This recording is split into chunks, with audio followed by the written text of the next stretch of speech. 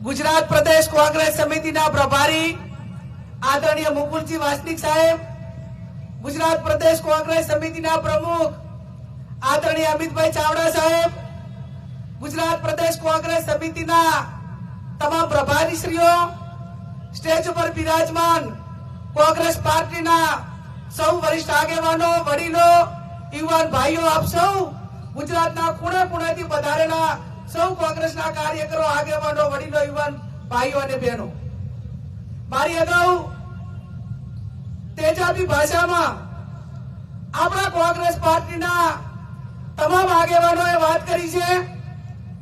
एमां हूँ मारो पोतानो सूर पुरावुं छुं अने आवनार समयनी अंदर गुजरात में जे वोट चोरी समग्र देश में जाए जननायक राहुल जी जे व्यक्ति देश की गादी ऊपर वो चौकीदार छो ए रीते लोगों ने वोट लईने जारे चोरी करी अने सत्ता पर आव्या त्यारे एने कोई खुला पाडवानुं काम चेलेंज साथे कर्युं होय तो आ देशना नेता राहुल गांधीए कर्युं छे। देशनो वडाप्रधान लोकसभानी અને 250 જેટલા સાંસદો એક જ અવાજે કે વોટ ચોર ગાદી છોડ, વોટ ચોર ગાદી છોડ, આનાથી એના માટે કરીને ઢાંકણીમાં પાણી લઈને આ દેશના વડાપ્રધાનને મરી જવું પડે અને છતાં પણ ગાદી છૂટતી નથી સાહેબ। આ ભારતના બંધારણમાં આપણાને કોઈએ બાબા સાહેબ આંબેડકરે આપ્યું હોય, आ देशना बंधारणे आप्युं होय तो देशनी अंदर एक व्यक्ति ने एक वोट नो अधिकार, चाहे गरीब होय, कोई धर्मनो होय, गमे ते होय, पण एने कोई आपणाने समान अधिकार मळ्यो होय तो आपणाने वोट नो अधिकार मळ्यो छे। अने वोट नो अधिकार शा माटे के देशनी अंदर विश्वनी अंदर सौथी कोई मोटो लोकशाही देश होय तो आपणो भारत देश छे। आ राज्यनी अंदर सरकार होय, केंद्रनी सरकार होय, पंचायती पार्लामेंट होय, ए प्रजानो प्रतिनिधि एक समय प्रमाणे एनुं काम न करतो होय, ए लोकोने वायदा आप्या होय पूरा न करता होय अने चालू शासन होय एनी सामे ए जनतानो अवाज उठे अने 5 वर्षनी अंदर ए शासन एने अनुकूल न तो आपणाने मताधिकार मार्फत सत्ता परिवर्तन माटेनो आपणाने બંધારણીય હક મળેલો છે અને આપણો હક પોતાને સાચવી રાખવા માટે આપણે સૌએ આગળ આવવું પડશે। હું ઘણી વખત અમારા પ્રદેશના નેતાઓને પણ વાત કરતી અને મેં પોતે અનુભવેલું છે કે ગુજરાતની અંદર વોટ ચોરી એ આ દેશની અંદર કઈ અત્યારથી નથી થતી। રાહુલજીએ બિહારની સભામાં કીધું હતું કે ગુજરાત એ વિકાસ મોડેલ નથી, આ ગુજરાતી વોટ ચોરીનું મોડેલ છે અને એની શરૂઆત ये गुजरात के अंदर थी थई छे। 2017 ની હું ચૂંટણી લડતી હતી એ ટાઈમે મારા મત વિસ્તારમાં 3 તાલુકા આવે અને 3 તાલુકાની અંદર જે મતદાર યાદી પ્રસિદ્ધ થવાની હોય છેલ્લી ત્યારે 1 મહિનો મારે મારા પોતાના વ્યક્તિગત પ્રશ્નની મારા ત્યાં ચોકી માટે રાખવામાં આવતો કે ભાઈ આ ખબર રાખજો કે આ છેલ્લે દાડે ખોટા મતદારો દાખલ કરવામાં આવશે અને હકીકત એવી થઈ કે 2017 માં પણ અમે 7,500 मतदारों ए रातना 11 वागे छेली तारीखे पकड़्या अने अमे पुरावा आप्या चूंटणी पंच ने अधिकारीओ ने के आ 11 वागे 7,500 मतदारों ए आ बधा बोगस दाखल थयेला छे। પછી नाम तो दाखल थया, चूंटणी पंचे के वहीवटी तंत्रे कोई पगला ना लीधा। 2022 ની વિધાનસભાની ચૂંટણી એ પણ સેમ કે જેને 1 મહિના પહેલા ગ્રામ પંચાયતની ચૂંટણીમાં મતદાન કર્યું અને વિધાનસભાની ચૂંટણીના 2 મહિના પહેલા એક ગામમાંથી 50 મતદારો એને કેન્સલ કરવા માટેનો ટાર્ગેટ નક્કી કર્યો અને એમાંથી 2-3 ગામોનો પુરાવો પણ અમારી સામે આવ્યો અને પુરાવો આ તમે એમ જુઓ કે આ જે ગુજરાત સમાચાર છે એના 2022 નો 9/2022 ની આ પ્રેસ નોટ છે એને મામલતદારને કે પ્રાંત અધિકારીને અમે આવેદન પત્ર આપી અને પુરાવા રજૂ કર્યા કે આ ભાઈ આવા લોકોએ હાથમાં વોટ ચોરી કરી છે। 2024 ની લોકસભાની ચૂંટણી હોય એ ચૂંટણીની અંદર બીજા જિલ્લામાંથી मतदार મતદાર યાદીમાં બનાસકાંઠાની અંદર નામ દાખલ કરવામાં આવ્યા. અને આ ચોખવટ હું એટલા માટે કરું છું કે મારી વોટ ચોરીની જે પ્રેસ નોટ હોય કે મારા પેજ ઉપર પોસ્ટ હોય તો એ ખાકી ચડ્ડી વાળા ભારતીય જનતા પાર્ટી વાળા સાહેબ એવો આક્ષેપ કરે કે ગેરીબેન તમે આ વોટ ચોરીનો આક્ષેપ લગાવો છો તો તમે બનાસકાંઠામાં કઈ રીતે જીત્યા? તો એમને હું કહેવા માંગુ છું કે તમે ચોરી કરીને કેટલી કરી? જે અમે 1.5-2 લાખે જીતવાના હતા એ 30,000 લાયા. પણ તમારા ચોરી માટેના પુરાવા જોતા હોય તો આજે પણ અમે આપવા માટે તૈયાર છીએ.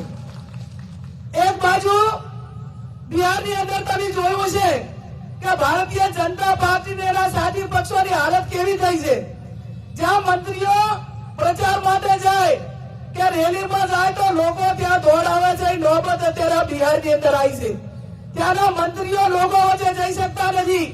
અને ભારતીય જનતા પાર્ટી સમગ્ર દેશમાં બિહારમાં બધા રાજ્યોની અંદર રાહુલજીને એમ કે અમારા દેશના વડાપ્રધાનનું અપમાન કર્યું છે, એમની માનું અપમાન કર્યું છે.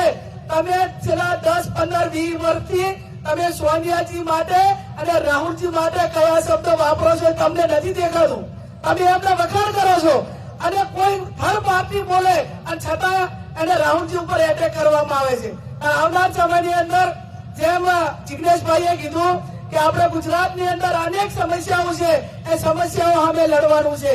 ચાહે બેરોજગારી હોય, ચાહે મહિલાઓના પ્રશ્નો હોય, ચાહે ખેડૂતોના પ્રશ્નો હોય કે વોટ ચોરીનો પ્રશ્ન હોય.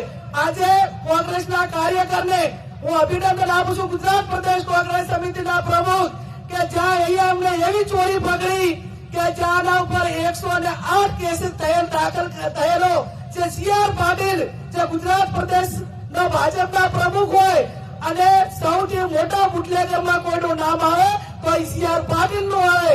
અને એમને જયારે આ વહીવટી તંત્રનો દુરુપયોગ કરીને જયારે મતદાર યાદી સાથે આવડા ચેડા કરીને મોટા માર્જિનથી જીતવા માટેનું ગૌરવ અનુભવતા હોય તો તમારે ગૌરવ અનુભવવાની જરૂર નથી.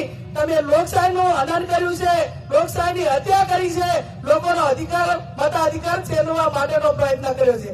આવનાર સમયની અંદર આપણે સૌ ખભે ખભો મિલાવીને મતદાર યાદીની વાત હોય કે લોકોના પ્રશ્નો હોય એ ખભે ખભો મિલાવીને આવનાર સમયની અંદર કોંગ્રેસ તાલુકે ગામડે જઈને ઉજાગર કરશે. અને આ જે ચોરો છે, તમે ચોર છો તો ચોર છો ને છો જ. અને ચોર એક જગ્યાએ નથી. તમે ભ્રષ્ટાચારમાં આખી યોજનાઓ કરી જવાની ચોરી કરવાનો તો કોઈ દાખલો હોય તો તમારા નામે છે. તમે લોકશાહીની અંદર કોઈ મતદારોની ચોરી કરીને અને એવા પ્રતિનિધિઓ તમે જીતાડો છો અને એવા ધારાસભ્યો તમે જીતાડો છો કે એમને તમે ખાનગી રીતે એવું કહો છો કે ભાઈ તમને ધારાસભ્ય તરીકે તમે તમારી તાકાતથી નથી બન્યા, તમને તમારા વિસ્તારના કોઈ પ્રશ્નો રજૂ કરવાનો કે વિકાસ માંગવાનો અધિકાર નથી. અમે જે વોટ ચોરી કરીને તમને જીતાડ્યા એટલે તમારે માત્ર ઊંચી આંગળી કરવાની છે. તમારે કોઈ ધારાસભ્ય તરીકે કે સંસદ સભ્ય તરીકે તમારા હકો માંગવાના નથી. અને એ લોકો માત્ર ઊંચી આંગળી કરવા માટે જ ચૂંટાયેલા છે. એમને પણ જે તે વિસ્તારમાં જયારે આવે ત્યારે હવે જનતાએ એનો જવાબ માંગવા માટેનો સમય આવી ગયો છે. અને તમારામાં દમ હોય, તમારામાં તાકાત હોય તો કોંગ્રેસ પાર્ટી રાહુલજી ચૂંટણી પંચને ચેલેન્જ કરે ભાઈ તમને શેના મરચા લાગે છે? ચૂંટણી પંચને જવાબ માંગે ને તમને પૈસાની રીસ ચડે છે. તમે ચોર નથી તો તમે હાથે કરીને માથે શું કામ લ્યો છો? કોંગ્રેસ પાર્ટી ચૂંટણી પંચમાં જવાબ માંગે અને ચૂંટણી પંચ એમ કે તમારે રાહુલજીને એમ કે તમારે માફી માંગવી પડશે. અને આ ચોર કોટવાલને દંડાવી વાત કરો છો. તમે ચોરી કરી છે, દેશના લોકો જાણે છે, એવિડન્સ માંગો છો તો એવિડન્સ મળે છે અને છતાં તમે કોંગ્રેસ પાર્ટીને એના નેતાઓ પાસે જવાબ માંગો છો. તો આ દેશની જનતાને હવે તમારાથી જે કઈ તમારા ઉપર જે કઈ તમે જે આ બધું કરતા હતા એનાથી બધાથી માહિતગાર થઈ ગઈ છે. આવનાર સમયની અંદર કોંગ્રેસ પાર્ટી ખભે ખભો મિલાવીને અને કોંગ્રેસના કાર્યકરોને મારી વિનંતી છે કે આપણો સેનાપતિ એવો છે કે ડરો મત અને ડરાવો મત. આ ભારતના બંધારણની અંદર ફાંસીથી વધારે બીજી કોઈ સજા નથી. અને દેશના લોકો માટે ન્યાય માટે કરીને કોંગ્રેસના કાર્યકર એ ફાંસીએ ચડશે ત્યાં સુધી આની હાર નહીં સ્વીકારે. અને એટલા માટે કરીને આવનાર સમયમાં આપણે સૌ સાથે મળીને કામ કરીએ. એ જ શબ્દ સાથે આપ સૌનો ખૂબ ખૂબ આભાર.